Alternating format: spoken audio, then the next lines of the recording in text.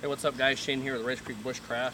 I wanted to bring you another knife talk or review, if you will.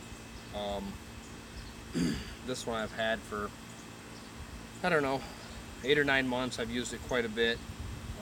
Taken it on some weekend, 3-day camp outs. Used it around the house, used it at work. So I've used this knife quite a bit, so I feel like I've had it long enough and used it enough I can give a pretty good description and talk about what I like about the knife.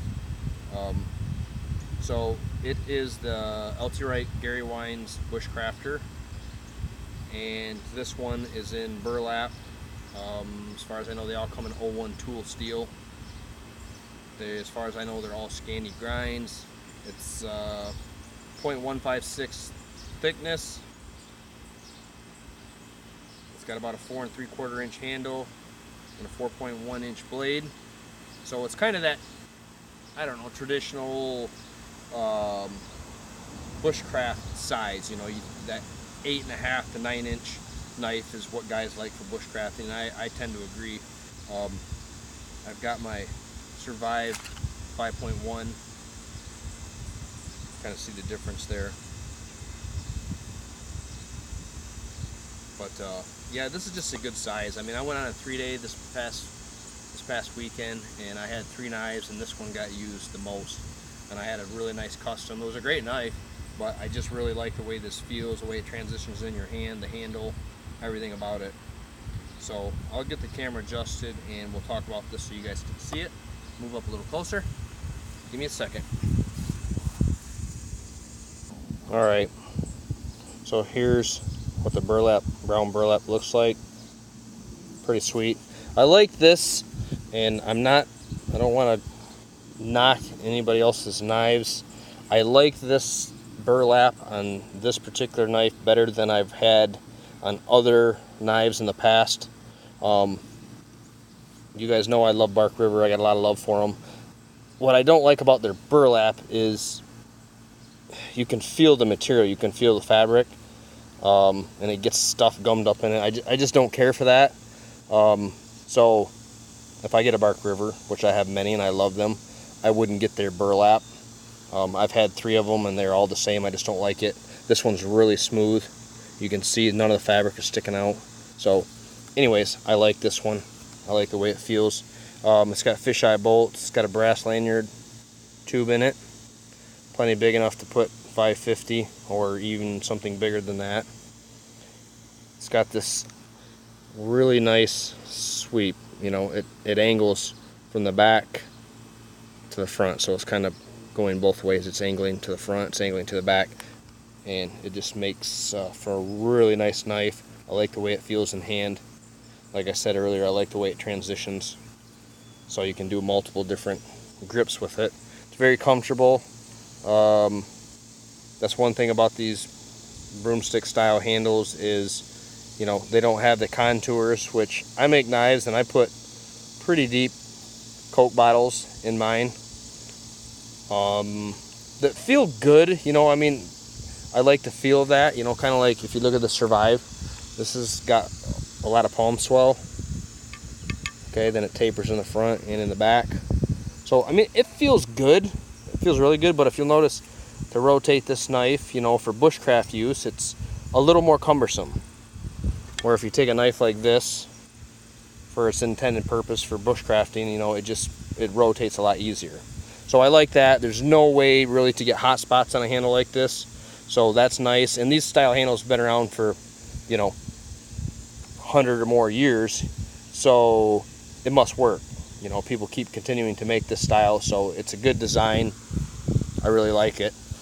Moving on to the blade, you got a 4.1 inch blade, nice Scandi grind. This one looks used and abused, but it'll still shave. It'll pull the skin right off your fingers. I mean, it's super sharp, and that's what I would, I guess, say as far as the likes I have about the knife. That would be a big like. Having this type of steel, this 01 tool steel, you know, where a knife like this is 3B, sure, holds an edge better, no question about it. That's fantastic. That's all fine and dandy. I like this knife. I like a lot of knives in 3V and different kinds of steel that are tougher, more wear resistant. But in the field, and that's why I said when I went on my camp out, when I took this knife, this is the one I liked the best. It felt the best, and the steel was the best for the purposes that I was using it for. So I was making shelters. What else did I do? I cleaned a fish. You know, cut some paracord. Did some feather sticks. Made multiple fires because usually in the morning the fire was out, so I had to make another fire. And I was able just to take this and strap it. And I mean, it didn't really need it, but I'm just anal about my knives and I want them razor sharp all the time. Some people that may not matter. I like them to be really sharp. You take this out and get it dull, sure, it's going to stay sharp longer, no question. 3V is going to stay sharp 8 or 10 times maybe longer, but the fact of the matter is it is going to get dull. It's 100% going to get dull eventually, and when it does and you're in the field and you don't have the proper stuff to sharpen your knife, it sucks. Okay, this stuff is hard to sharpen. I have another one of these, it's the 4.1 limited, and it's in CPM 20CV. Same thing, it's harder than hell to sharpen. Once it's dull, you gotta work at it. So I don't like that as much as just going out, having a high carbon, you know, it could be 1084, it could be 1095, could be 01.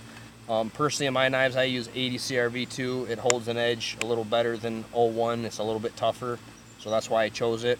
It doesn't warp very often when you're quenching it, so I like 80 CRV. A lot of companies don't use that. I don't know why. There may be a reason, but that's what I choose to use. I really like that steel.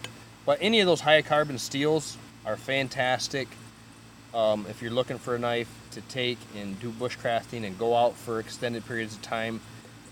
You know, yeah, the super steels are great, but especially if you're not good at sharpening or you're new to it, that's not going to be your favorite thing in the world. I remember getting my first Bark River. It was LT Bravo 1 LT, and it was a son of a gun to sharpen. I remember just cussing the whole time. Now, once you get the hang of it, it's not that much more difficult, but you just need the proper stuff. The stones or diamonds or whatever you choose to use to sharpen 3V, where this, I mean, I can use just about anything to sharpen 01 tool steel. You know, I could take my sheath and just use the edge of it, hold that angle right here. It sounds silly, but I promise you this is sharpening this knife right now. And I do this all the time with my sheaths. I take where it's been sewn together, you got that nice hard corner here, sharpen my knife just like this. And with 01, that's usually all it takes. I mean, razor sharp. You take 3V and do this, you're going to be here for a couple months trying to get enough abrasion against 3V steel on leather. It's just going to take forever. So, ran over. Me personally, I really like a high carbon, and there's a place for stainless. There's a place for 3V. You know, there's places for all this stuff. But just to go out and do the basic bushcraft things that I do, high carbon steel is where it's at. You can see, let me get in front of the camera so I can, you can see it's got like this stuff right here. That's just for my fire steel. It's not even rust. You know, it's taking a patina, but I mean, I don't care. My knife doesn't need to look pretty. I try to take, you know, care of my knives. I try not to let rust build up, but I don't put them in the sheath when they're wet, but I also don't necessarily take this knife and wipe it down with special oils and all that when I'm done. If it's dry, I dry it off, whatever's on it, and I put it back in the sheath, and that's where it stays. And, you know, there's no real rust, but there is a patina, so that's just something you should know if you're not familiar with, if you're just getting into bushcrafting or not familiar with different types of steels, that a high carbon steel will take a patina, will rust, where you know, a stainless steel, not so much. So there's pluses and minuses. So anyways, let's I'm just gonna, let me find a good piece of wood here. Here's some maple. This is a piece of maple. So let's maybe something typical in your eastern woodlands, your northern woodlands. See how this thing works. See, it makes feathers perfectly fine. Perfectly fine. You can take the spine, it's got a 90-degree spine. You can make shavings. If you need some finer stuff. Actually, what I do, and typically, is I almost always, no matter what, I try to carry definitely one or the other, or both, birch bark or fat wood. I prefer fat wood because I can do this. Okay, I can make, and it's kind of, if you haven't used fat wood, it's kind of sticky. So you'll take this and you'll make a little sticky pile, and this is what it takes. You would take your fire steel and just go, and I guarantee it would light every single time. So you get this nice little pile going, which you'd want one a little bigger than that. Get a nice little pile of that going, strike that, take your feather sticks you made, throw them on top. Then you have a handful of fine twigs, you throw them on top, then you start adding more fuel, larger fuel, you got a fire. So when I'm out, I like to use fat wood. Birch bark works well also. It's not as easy to get the finer stuff. I mean, you can do it, but it's just really easy to scrape off some fat wood. Bam, you got a fire. So I've done a lot of that with this knife. Yeah, it's just, it feels good. It's the right size. It's right thickness. It's got a good grind. It does, you know, I've made some notches. I've made tons of feather sticks. Made tons of fires with this thing. It's just a really good design. It's a really good knife. It's got the right steel. I mean, I'll tell you, I'm not a huge fan of 01. Personally, I would choose a different high carbon steel. And that's just my own preference. We don't need to get into why, but that's just me. But in this knife, in this size, and for what it's used for, 01, that's a good, you know, it's a good choice. It's perfect. It works really well. I've had no problems. I mean, this knife stayed sharp the whole time I used it, for three solid days, using it for everything. It's still razor sharp. I stropped a little bit when I got home, just because that's what I do. But yeah. So if you're looking for a new knife, a new bushcraft knife, this is a good option. They make another one. This is the Gary Wines Bushcrafter. They make a Gary Wines Bushcraft Hunter. My nephew Austin, what's up Austin? He has the Hunter, and that's the first time I'd actually held one of these, and I'm probably gonna get that one too. I mean, I don't really need it, but you know, what the hell, it's not really about need, right? It's about, we just love knives and we want to buy other knives and find excuse to have another knife because this knife's old and this knife got dirty and this one's not quite big enough, that one's too big, this one's too small, that one, the sheath isn't good, that one's too dirty, whatever. We can find a reason to get a new knife. So I'm probably gonna get that one also. I've been looking them up, there's a few out there. But if you're looking for a bushcraft knife, I highly recommend this. I don't have any faults with the knife. Now, they come with these JRE sheaths. They're all pretty standard. It's pretty lightweight leather. I mean, it's not bad leather. It's good leather. It's just lighter than I use. I use about twice this thick. So this is the only negative I will say. It's not really negative, but so very little bit of time this has happened, okay? It doesn't have enough retention. So what I'm gonna do, and I know guys are, hey, let's, you know, wet form a sheath, blah blah blah. Okay, wet form a sheath stretches, it destroys the leather. Okay, you can say what you want. Yes, for a period of time it will hold that knife super secure, and I've done it. What I do now that works really well is I get a block of beeswax, I melt that in an oven. Okay, I put it in a glass corning dish, I put it in the oven, I melt it, then I take a heat gun and I start heating the sheath up, and then I take a rag with that melted beeswax and I rub it on here, okay, and I start forming this. And what happens is, I should have brought one out, I could have showed you guys, it'll make this hard, it'll make the leather physically hard, you know, really super hard, and then it will have good retention, and you haven't destroyed the leather by putting water on it. So that beeswax makes it hard. It also protects the leather. So now it's waterproof. It's 100% waterproof, and it lasts a really long time.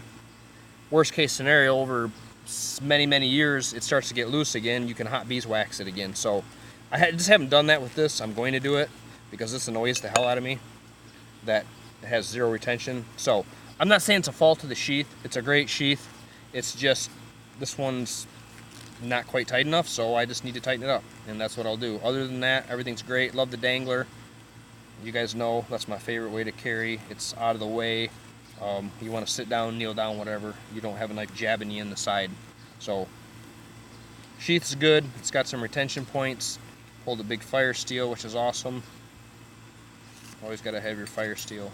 So that's really it, guys. I just wanted to ramble a little bit about the knife, and you know, we're always out looking for the next biggest, greatest, bestest thing, and I really don't feel like you could go wrong. I don't have a negative thing to say about this knife. So anyways, check one out. LT Wright, Gary Wines, Bushcrafter. Alright guys, thanks for watching, thanks for joining me, and until I make a video 6 months from now, I know I've been kind of falling off the wagon here, but I've been busy with work and busy making this mountain of firewood and working on that one. So I've been busy, but I'll get back at her. Alright guys, have a good one.